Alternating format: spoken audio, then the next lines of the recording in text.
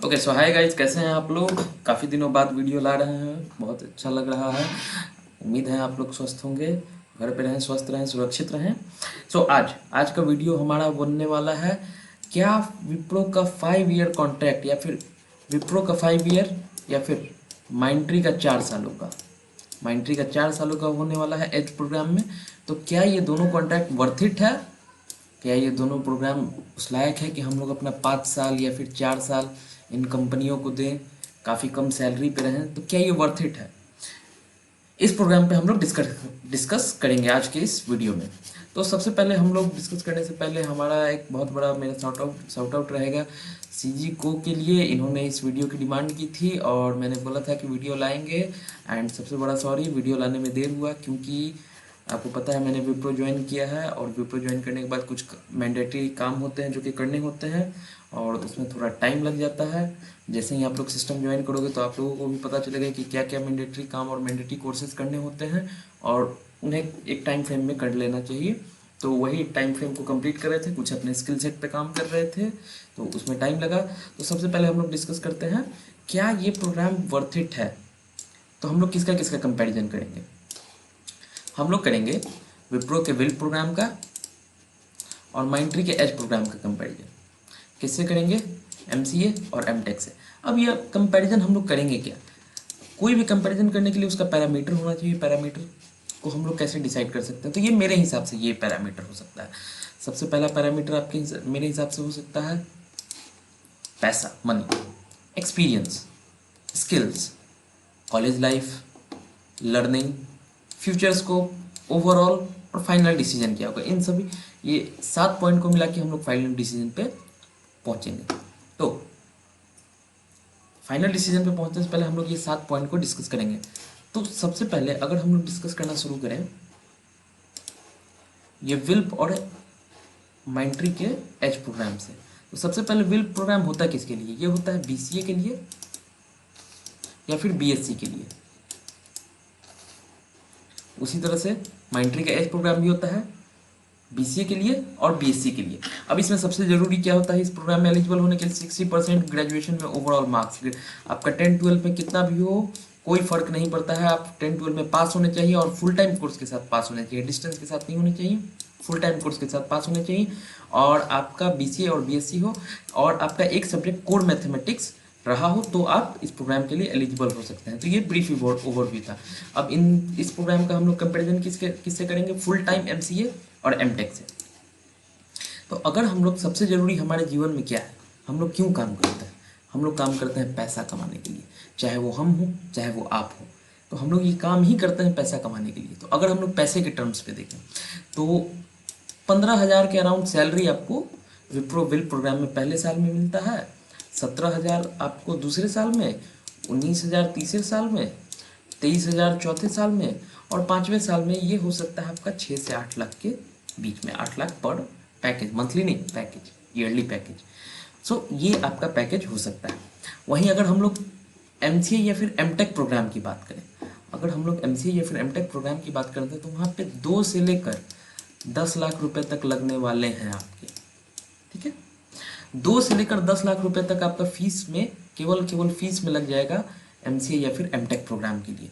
अब सबसे बड़ा सवाल तो ये है कि जो बीसीए और बीएससी आईटी के स्टूडेंट हैं वो एमटेक तो कर ही नहीं सकते हैं, वो एमटेक तो कर ही नहीं सकते हैं। एमटेक तो उन्हें ये कंपनियां करा रही है ना, विल प्रोग्राम के through. Work integrated learning programme BITS Pilani का है, विप्रो ने भी यही नाम रखा है और बिट्स पिलानी के भी इस प्रोग्राम का नाम, जो कि प्रोफेशनल्स के लिए है, उसका भी नाम है वर्क इंटीग्रेटेड लर्निंग प्रोग्राम।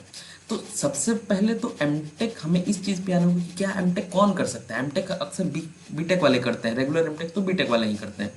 सो क्या हम लोग बीटेक बीसीए से एमटेक कर सकते हैं? नहीं कर सकते हैं। फिर भी हमें कराया जा रहा है विल प्रोग्राम के थ्रू। अब आते हैं पैसे के ऊपर। हम लोग 1,80,000 रुपये पहले साल का, यानी कि, और दूसरे साल का अराउंड यही मान लीजिए आप 2 लाख रुपए के आसपास, यानी कि हम लोग 3,80,000 रुपये कमाएंगे। 2 साल में हम लोग 3,80,000 रुपये कमाएंगे। यहाँ पर क्या हो सकता है? 3 से लेकर 2 से लेकर 10 लाख के बीच में तो मान के चलिए 2 ही मान के चलते हैं, मिनिमम मान के चलते हैं। 2 लाख हमने कॉलेज को दिया, 2 लाख हमने फीस के रूप में कॉलेज को दिया, और उसके बाद अपना लिविंग एक्सपेंस भी आप 2 लाख मान के चलो, तो यानी कि 4 लाख आपने खर्च किया अपने ऊपर। ये आपने अपने घर से खर्च किया, ठीक है। और घर से खर्च करने के बाद आप अपना सैलरी भी तो लॉस कर रहे हो ना। ये 2 साल आप काम नहीं कर रहे हो, तो आपका सैलरी लॉस हो रहा है। आप उस लॉस को क्या आप ऐड नहीं करोगे? आपको लॉस को भी ऐड करना चाहिए। यानी कि 4 लाख रुपए आपने इन्वेस्ट किए बेयर मिनिमम, ये बेयर मिनिमम है एमसीए या फिर एमटेक के लिए, ये बेयर मिनिमम है। बेयर मिनिमम आपने 4 लाख रुपए अपने घर से लगाया, और साथ में 4 लाख की सैलरी लॉस की। यानी कि एमटेक प्रोग्राम का आपका फी कितना हुआ? जहां आप, अगर आप इस प्रोग्राम को चूज करते हो तो 2 सालों में 4 लाख रुपए अपने पॉकेट में लेकर अर्न करते हो, अपने पॉकेट में आप रखते हो, ठीक है। वहीं पे आप अपने घर से 4 लाख रुपए लगा रहे हो और 4 लाख रुपए की सैलरी लॉस कर रहे हो। यानी कि आपका टोटल लॉस कितने का हो रहा है? 8 लाख का। ये आपका टोटल लॉस है मेरे हिसाब से। ये मेरा पॉइंट ऑफ व्यू है, आपका पॉइंट ऑफ व्यू अलग हो सकता है, आपके सोचने का तरीका अलग हो सकता है। तो ये आपका लॉस है, ठीक है। अगर हम लोग बात करें आगे एक्सपीरियंस की, ठीक है, तो आज से अगर आप एमटेक के विल प्रोग्राम में इनेबल हो जाते हो, ठीक है, तो आप 2 साल का एक्सपीरियंस गेन करोगे। और उस समय जिसने ये विल प्रोग्राम या फिर एज प्रोग्राम को ऑप्ट नहीं किया, वो एमटेक आज से शुरू करेगा और वो 2 साल लर्निंग फेज में रहेगा, ठीक है। तो अगर हम आज से 5 सालों की बात करें, आज से 5 साल बाद की बात करें, तो आपके पास होगा 5 years of experience and plus एक एमटेक डिग्री, ये आपके पास होने वाला है। वहीं अगर एक फुल टाइम एमटेक की बात करें तो आपके पास होने वाला है MTech degree, 3 years of experience. ये एक पॉइंट है, एक्सपीरियंस में आप इस पॉइंट को नोट कर सकते हो। अब हम लोग बात करते हैं स्किल सेट की। अच्छा, आपने वो वाला मीम देखा है क्या? इंटरव्यू पूछता है what skills do you have, तो स्टूडेंट बोलता है I know angular JS, JavaScript, TypeScript, HTML, CSS, Python, Django, अलग अलग प्रोग्रामिंग लैंग्वेज का नाम बोलता है, एंड्रॉयड स्टूडियो। इंटरव्यूअर क्या उसका जवाब देता है? इंटरव्यूअर ये जवाब देता है we don't use this things, we don't use this thing. तो कहने का मतलब आईटी सेक्टर में डेवलपमेंट में 20% ही लोग रहते हैं, कोड डेवलपमेंट में, कोडिंग पार्ट में 20% लोग रहते हैं, बाकी सब 80% लोग सपोर्ट स्टाफ में रहते हैं, अलग अलग तरह के काम करते हैं। आईटी सेक्टर बहुत बड़ा सेक्टर होता है, अलग अलग तरह के बहुत सारे काम होते हैं। सो अगर हम लोग बात करें स्किल सेट की, तो इस चीज़ को आप हमेशा नोट करके रखना। आपने बीटेक किया है तो भी आपको एक किसी कंपनी में जाना होगा, तो एक ट्रेनिंग के थ्रू जाना होगा, वहाँ पर आपका स्किल सेट धरा का धरा रह जाएगा। आपने, हो सकता है आप जावा पे ही काम करो, हो सकता है आप पाइथन पे ही काम करो, आपको प्रोजेक्ट भी पाइथन का ही मिले, मगर वहाँ पर आपको नए स्किल सेट को सीखना होगा, इंडस्ट्री लेवल स्किल सेट को सीखना होगा। सेम वही अप्लाई होता है एमटेक के साथ भी। तो कहने का मतलब है कि अगर आप विल्प या फिर किसी और प्रोग्राम में हो, तो वहाँ पर आप इंडस्ट्री लेवल एक्सपीरियंस सीखोगे। इंडस्ट्री लेवल एक्सपीरियंस काफ़ी इंपॉर्टेंट होता है, और इंडस्ट्री लेवल एक्सपीरियंस की ही डिमांड भी होती है। वहाँ पर आप इंडस्ट्री लेवल एक्सपीरियंस सीखोगे। वहीं एमटेक में यहाँ पर आप क्लासरूम लेवल एक्सपीरियंस सीखोगे। क्लासरूम में आप क्या कोड कर सकते हो, क्या इनोवेशन कर सकते हो, यहाँ पे आपके पास इनोवेशन की आज़ादी होगी। लेकिन यहाँ पर आपके पास इनोवेशन की आज़ादी नहीं होने वाली। यहाँ पे आपको हिट एंड ट्रायल मेथड्स मिलेंगे, आपको कई मौके मिलेंगे, इनोवेट करने के मिलेंगे, अलग अलग तरीके के मौके मिलेंगे, लेकिन यहाँ पर आपको वो आज़ादी नहीं मिलने वाली है। यहाँ पर आपको एक प्रॉपर प्रोटोकॉल्स में ही काम करना होगा। ये एक्सपीरियंस का बात हुआ। अब हम लोग बात करते हैं कॉलेज की। तो ये एक बहुत ही सैड पार्ट है विल्प या फिर एज प्रोग्राम के लिए, यहाँ पर आप कॉलेज लाइफ नहीं देख पाओगे। वहीं अगर हम लोग बात करें एमसीए या फिर एमटेक प्रोग्राम की, तो यहाँ पर आप 2 साल और अपना कॉलेज लाइफ एंजॉय कर सकते हो। और ये एक फैक्ट है कि कॉलेज लाइफ हमारे जीवन का सबसे इम्पोर्टेंट फेज होता है, हमारे जीवन का सबसे इम्पोर्टेंट फेज होता है। ये हमेशा याद रहता है। भले ही आपको विल्प और एज प्रोग्राम में कहा जाए कि टीचर्स आएंगे, जी टीचर्स जरूर आएंगे, लेकिन आप यहाँ पर एक प्रोटोकॉल के साथ रहोगे। आप जिस तरह की कॉलेज लाइफ की आज़ादी आपको मिलती थी वो आपको नहीं मिलने वाली है, क्योंकि यहाँ पे आप एक इंडस्ट्री प्रोफेशनल्स होगे। आप उस तरीके से फ़न नहीं कर सकते हो अपने क्लास में जिस तरीके से आप एज ए स्टूडेंट अपने कॉलेज में कर सकते हो, लेकिन यहाँ पर आपको वो सारी आज़ादी मिलेगी, आप अपना कॉलेज लाइफ एंजॉय कर सकते हो 2 सालों तक। और अब हम लोग बात करते हैं लर्निंग की। इम्पॉर्टेंट क्या होता है? इम्पॉर्टेंट होता है लर्निंग। अब हम लोग बात करेंगे विप्रो की और माइंडट्री की लर्निंग की, और वहीं बात करेंगे हम लोग नॉर्मल कॉलेज की लर्निंग की। तो अगर लर्निंग फेज को देखें तो ये हमें विप्रो और माइंडट्री हमें इंडस्ट्री लेवल लर्निंग सिखाएंगे। अजाइल, लीन, SCM, अलग अलग चीज़ें सिखाएंगे जो कि इंडस्ट्रीज़ में यूज़ होती हैं। हमें डीप डाउन उन पे काम करना होगा, हमें डीप डाउन सीखना होगा। लेकिन एमटेक में अगर हम लोग एमटेक की बात करें तो यहाँ पे हमें कोर्स करिकुलम के हिसाब से चलना होगा, और कोर्स करिकुलम में कुछ ज़्यादा थ्योरीज होंगी, थोड़ा कम प्रैक्टिकल होगा, लेकिन इनोवेशन की आज़ादी हमें हमेशा मिलेगी। तो हम लोग इनोवेट कर सकते हैं, हम एक्सपेरिमेंट कर सकते हैं, मगर यहाँ पर हमें वो एक्सपेरिमेंट की आज़ादी नहीं मिलेगी। हम लोग इंडस्ट्री लेवल चीज़ें तो जरूर सीखेंगे, मगर उसमें उसके साथ एक्सपेरिमेंट नहीं कर सकते।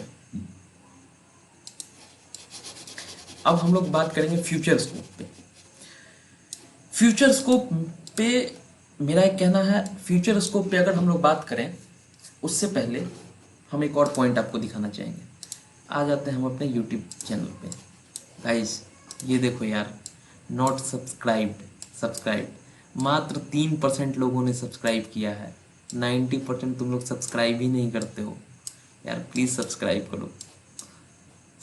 करो प्लीज़, तभी तो सपोर्ट मिलेगा। क्योंकि देखो ये सारा वीडियो अनकट होता है, अनएडिटेड होता है, ज़रा सा भी एडिटिंग का यूज़ नहीं करते हैं। स्क्रीन रिकॉर्डर ऑन करते हैं, वीडियो बनाते हैं, रिसर्च करते हैं, स्क्रीन रिकॉर्डर ऑन करते हैं, कुछ पॉइंट्स नोट डाउन करते हैं, वीडियो बनाते हैं। उससे अधिक हम कुछ भी नहीं करते हैं। ऐसा इसलिए करते हैं क्योंकि हम आपके पास अपना ऑनेस्ट ओपिनियन लेके आना चाहते हैं। जहाँ पर भी मैंने कट कॉपी पेस्ट का यूज़ किया, एडिटिंग का यूज़ किया, VFX का यूज़ किया, अलग अलग एनिमेशन में आपको फ़ोटो दिखाए, चीज़ें दिखाई, वहाँ पे हम अपना ऑनेस्ट रिव्यू खो देते हैं।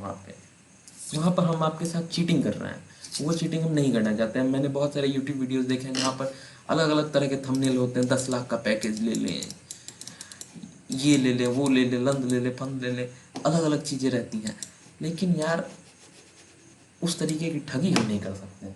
सो ये मेरा ओपिनियन है, हो सकता है आपका अलग ओपिनियन हो। आपका ओपिनियन क्या है ये कमेंट बॉक्स में बताओ, ज़रूर से ज़रूर बताओ कमेंट बॉक्स में। सो अब हम लोग बात करते हैं फ्यूचर स्कोप की। फ्यूचर स्कोप की बात करें तो सेम वही हम लोग एक्सपीरियंस वाली बात करेंगे। आप फ्यूचर में किसी किसी कंपनी में आपको इस चीज़ में प्रॉब्लम हो सकती है, विप्रो वेल्थ की एमटेक डिग्री या फिर माइंडट्री एज की एमटेक डिग्री में, कि ये लोग आपसे जॉब अप्लाई करने से पहले ही लिख दें डिस्टेंस कोर्स नॉट अलाउड, या फिर ओनली फुल टाइम कोर्स। ठीक है, ये यहाँ पर एक छोटी सी प्रॉब्लम कहीं कहीं हो सकती है, बहुत जगह नहीं होती है, क्योंकि जब आप वर्किंग प्रोफेशनल हो जाते हो तो वहाँ पे एमटेक लिखा रहेगा एंड फिर ईयर्स लिखा रहेगा, 2 to 4 years of experience, 5 to 6 years of experience. लेकिन वहीं अगर एमटेक की बात करें तो आप जहाँ पर भी एमटेक लिखा रहे हैं वहाँ पर आप अप्लाई कर सकते हो, चाहे वो डिस्टेंस हो चाहे वो फुल टाइम, आप अप्लाई कर सकते हो। आप यहाँ पर लैग बिहाइंड कहाँ कर जाओगे? यहाँ पर आप लैग बिहाइंड कर जाओगे अपने number of years of experience में। तो ये एक दोनों में ये एक लैग पॉइंट है। तो अब हम लोग बात करते हैं ओवरऑल की।